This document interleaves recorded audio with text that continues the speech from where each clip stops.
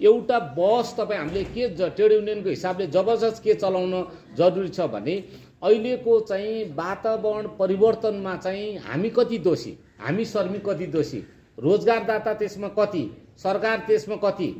अब यसको रोकथामको निम्ति चाहिँ हामी ट्रेड युनियनको हिसाबले के पहल गर्न सक्छौँ त अनि तल जाँदाखेरि चाहिँ सरकारले को भूमिका के हुनुपर्ने, रोजगारदाताको भूमिका के हुनुपर्ने भन्ने विषयमा हामी यो चाहिँ छलफल गर्छौँ। हामी यति मात्रै होइन, अहिले यो वातावरण परिवर्तनमा चाहिँ संसारमा मुख्य दोषी को हो त, मुख्य जिम्मा कसले लिनुपर्छ। अहिले जो पृथ्वी हैन मानव जातिको चाहिँ अस्तित्व सङ्कटतिर चाहिँ जो गइरहेको बेलामा सबभन्दा बढी चाहिँ कार्बन चाहिँ उत्सर्ग गर्ने देशहरूमा त चाइना, अमेरिका, भारत, युरोप हैन यी देशहरू हुन् नि। हामी त 0 पोइन्टमा पनि हामी छैनौँ।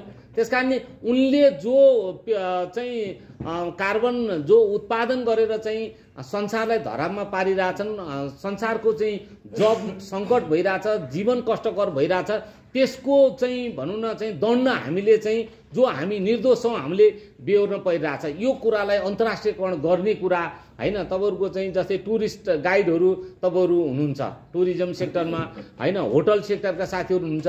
यो कुरा प्रत्येक चाहिँ टुरिस्टहरूलाई हैन, विदेशबाट आउनेहरूलाई चाहिँ हैन, अमेरिका, चाइना, भारत, युरोपको चाहिँ जुन ले गरेको चाहिँ कार्यले गर्दा आज संसारका चाहिँ श्रमिकहरूले दुःख पाछ भन्ने कुरा र त्यहाँ अन्तर्राष्ट्रियकरण गराउने कुरा पनि एउटा महत्त्वपूर्ण हो। त्यसकारणले के हो त भन्दाखेरि अब हामीले यो वातावरणको सवालमा एउटा बस चलाउने र ट्रेड युनियनको सवालमा हामीले चाहिँ यो वातावरण सुरक्षाको निम्ति हामीले हाम्रो भूमिका खेल्छौँ है भन्ने प्रतिबद्धता पनि हो।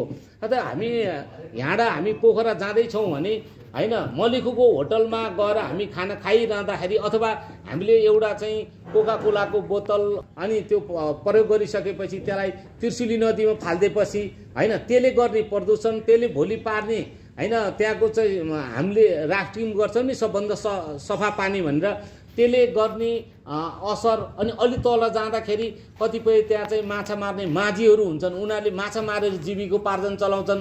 त्यो हाम्रो खोला हाम्रो कारणले प्रदूषण भइसकेपछि त्यो चाहिँ जलचरहरू चाहिँ हैन त्यो नाश हुँदै जाँदाखेरि चाहिँ तलको त्यो चाहिँ माछा मारेर जीविकोपार्जन गर्ने किसानहरू हैन, त्यो मछेरीहरूको चाहिँ जब आफ्नो चाहिँ सङ्कटमा परेर उनको चाहिँ अहिले हामीले जस्ट ट्रान्जिसनको कुराकानी गरिरहँदाखेरि पनि त्यो विषयवस्तुहरू आउँछ।